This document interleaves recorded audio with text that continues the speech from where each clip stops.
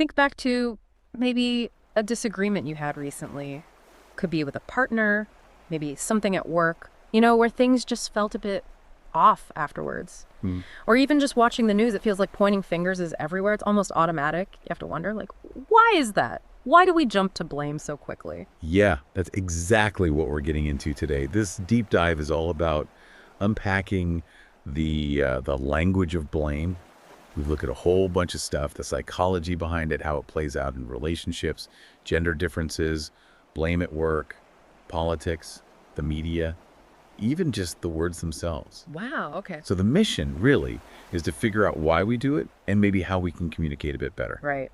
Have you ever wondered why it's sometimes just so easy to point that finger? Or, on the flip side, why you suddenly feel like you're being accused of something unfairly?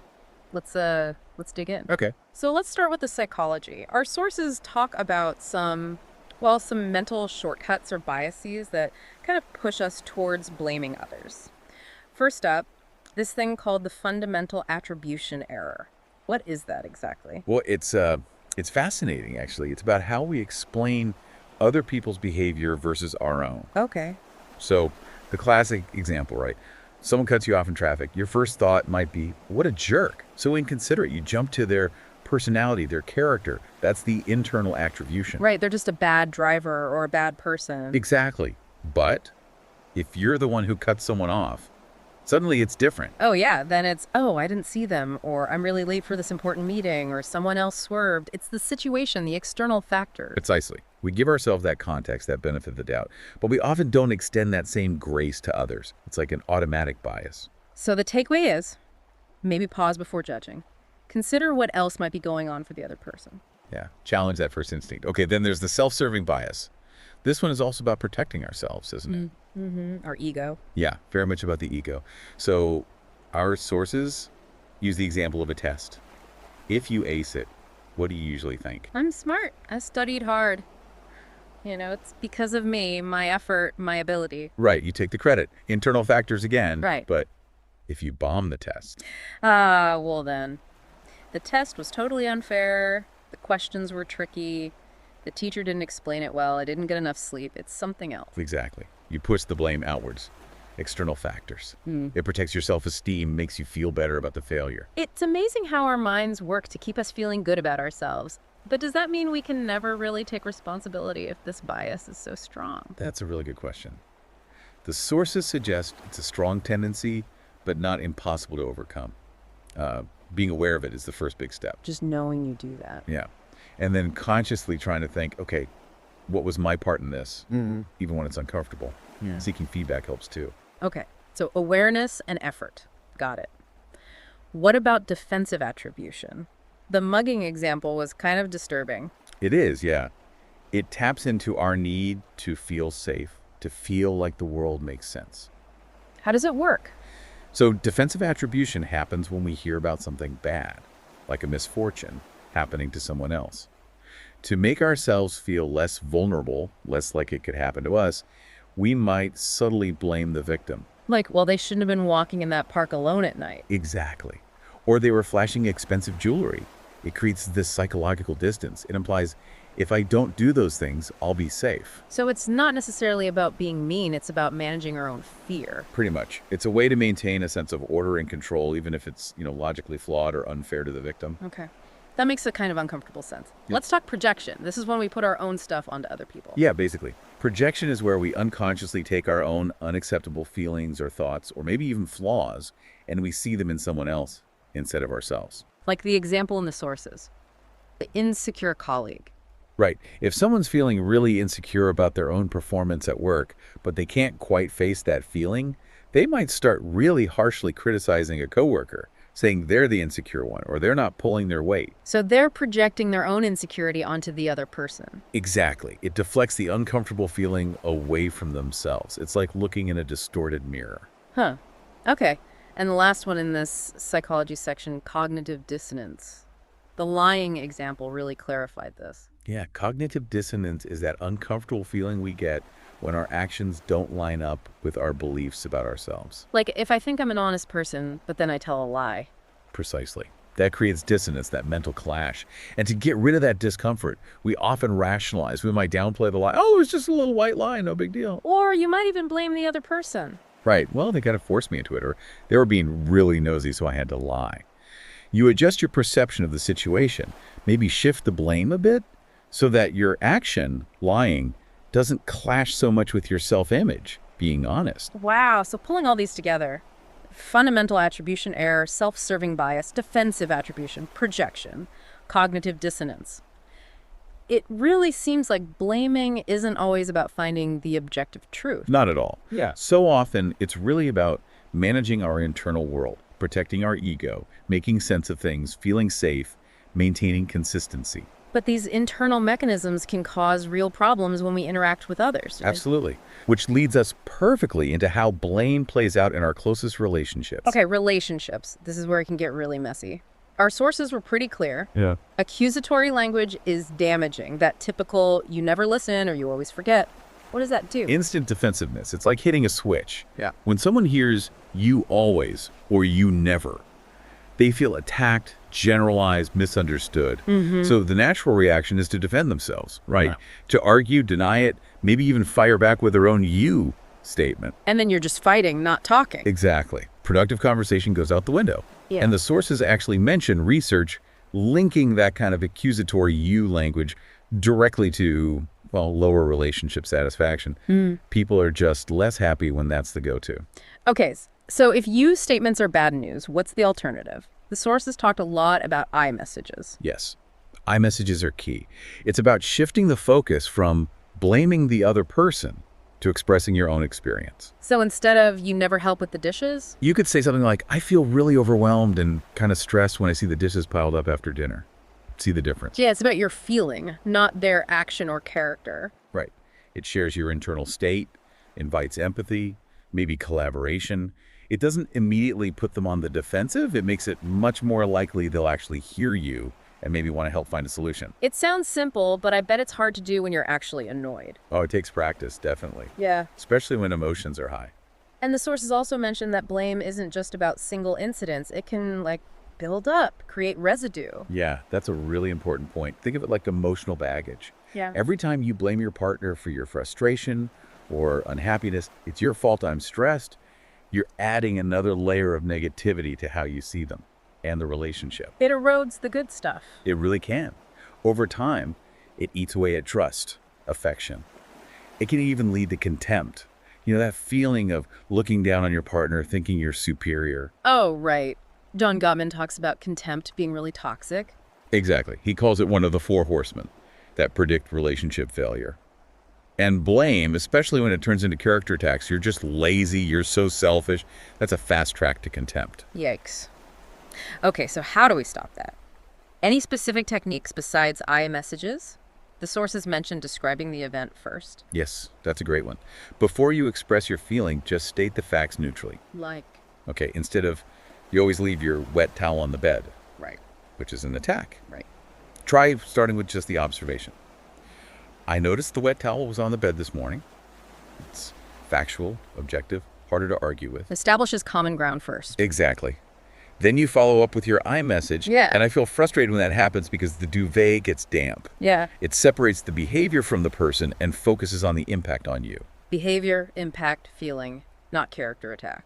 Got it. Okay, let's shift gears slightly. Gender.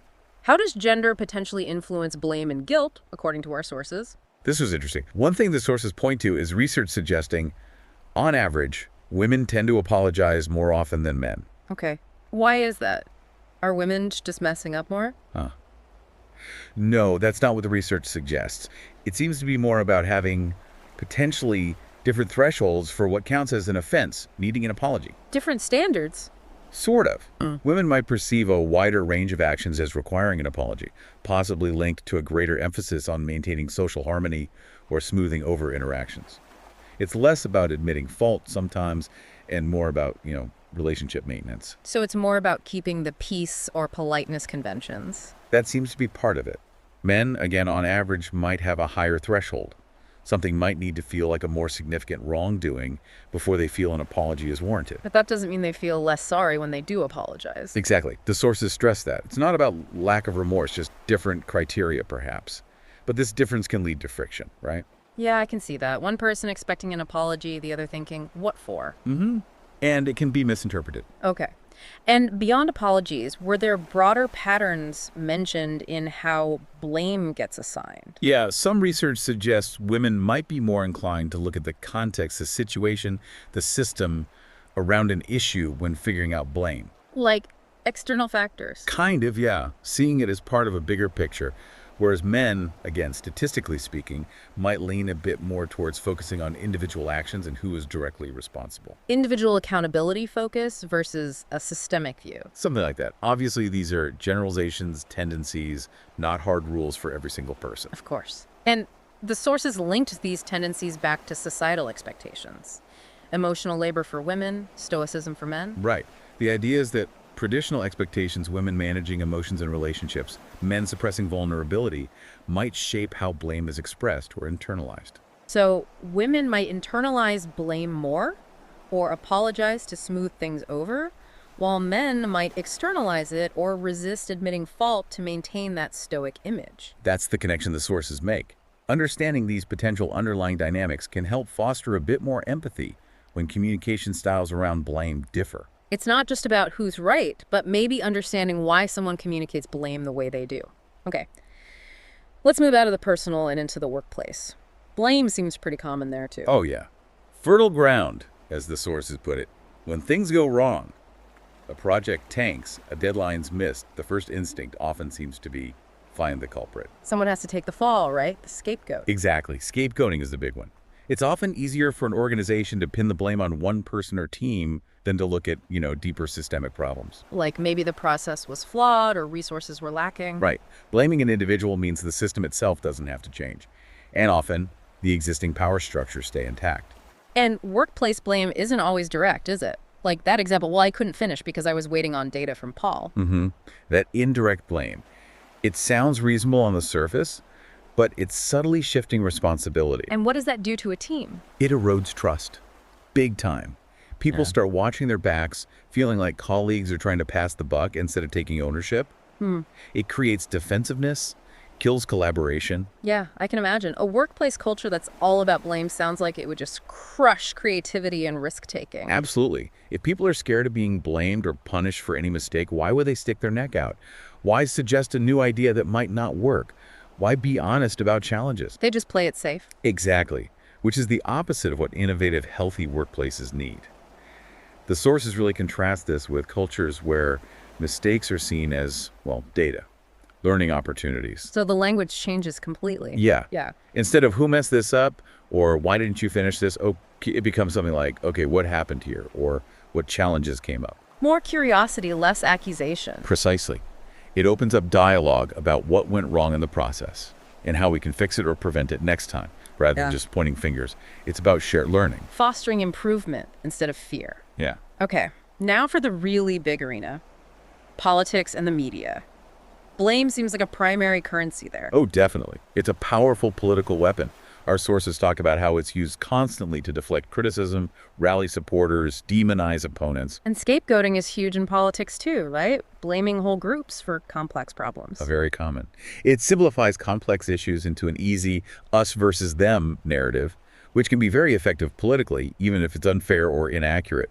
Find an enemy, blame them, and you unite your side. And what about projection in politics? Accusing others of what you're doing yourself? Yeah, that happens a lot too. It muddies the waters, creates cynicism. If everyone's accusing everyone else of the same things, who do you believe?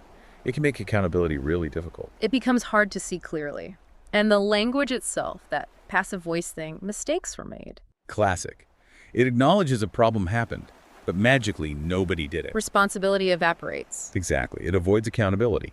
And the media plays a huge role too, just in how things are framed.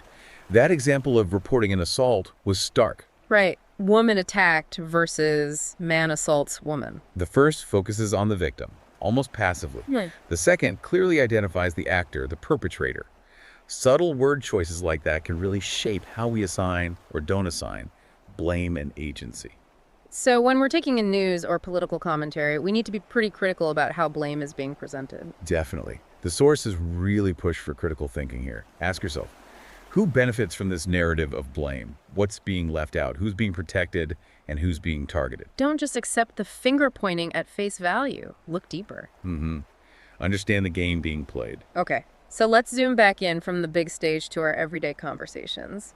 How do the specific words we choose fuel or diffuse blame? Language is so powerful here. We already touched on active versus passive voice. She broke the vase, clear responsibility. The vase was broken, much more ambiguous. It lets the who slip away. Right. And pronouns, as we discussed with I versus you messages, make a massive difference. You always ignore me, blame. I feel ignored, expressing personal experience. It changes the whole tone. And those generalizations, always, never. They just seem designed to escalate things. They really do. Yeah. Because nobody always does something or never does something, right? It's hyperbole, and it immediately feels unfair and inaccurate to the person hearing it. So they attack the generalization instead of the actual issue. Exactly. The advice from the sources, be specific. Instead of you never listen, try it. When I was talking about X earlier, I felt like I wasn't being heard. Focus on the specific instance. Makes it concrete, manageable, less like a character assassination. And even the questions we ask matter. How so? Well, asking who's responsible for this mess sets up a blame game. People get defensive. But asking something like what factors led to this situation invites exploration, understanding. Problem solving versus fault finding. Exactly. It shifts the whole focus. Okay, so we've covered a lot: the psychology, relationships, gender, work, politics, the words themselves. Given all this, how do we actually break this cycle? How do we stop defaulting to blame? The sources must have some practical advice. They do. And it really starts with self-awareness. Noticing that urge to blame when it pops up. Catching yourself in the act. Pretty much. Taking that pause, even just for a second, and asking, okay, what am I really feeling right now? What need isn't being met? Is it frustration, disappointment, fear?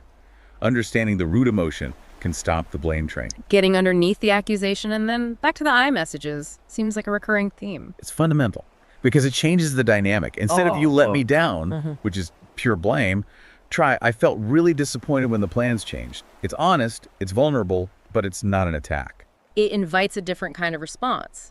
Okay, but what if you're the one being blamed? How do you handle that without just getting defensive? Yeah, that's tough. The first instinct is usually to push back, right? Totally. But the sources suggest trying to resist that immediate urge. Instead, try asking clarifying questions, gently. Like what? Things like, can you help me understand what part of that upset you most? Or, what were you hoping would happen instead? It shows you're trying to listen, trying to understand their perspective, even if you don't agree with the blame itself. Buys you time, lowers the temperature maybe. It can, yeah. It shifts it from combat to potential conversation. And related to this is that idea that our interpretation drives our feelings. Not just the event itself. Right. Realizing that you make me angry isn't quite accurate. It's more like, I feel angry because I interpreted your comment as disrespectful, or whatever the interpretation is. So you own the feeling and the interpretation. Exactly. It gives you more agency, more control over your reaction, because you recognize your interpretation is a key part of the equation. Okay. And the ultimate goal then is moving past blame altogether towards what? Collaboration. Yes. Shifting the focus. Instead of getting stuck on whose fault is this, Yeah. ask, okay, where do we go from here? Or what can we do now to fix this or make it better? Focus on the future, the solution, not just the past problem. Blame might give a quick, shitty hit of justification, maybe, but it rarely solves anything long-term.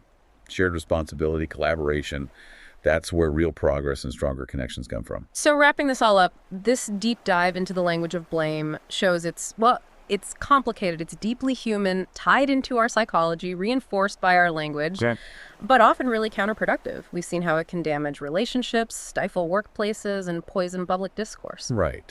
So here's something to think about as we finish. Now that you're maybe more tuned in to this language of blame, reflect on the last time you felt that urge, that heat rising to point the finger, or maybe when you felt blamed yourself. Ask yourself, what was really going on under the surface there? What feelings, what needs? And looking back, could even a small shift in words, maybe from a you to an I, or from a generalization to something specific, have changed that whole interaction? It's definitely worth considering. Maybe take some time to notice your own patterns, and think about how you could consciously choose language that builds bridges instead of walls. Moving away from blame isn't easy, but it's probably worth the effort. This is Lincoln McCurry. Please like and follow me. Thanks for watching.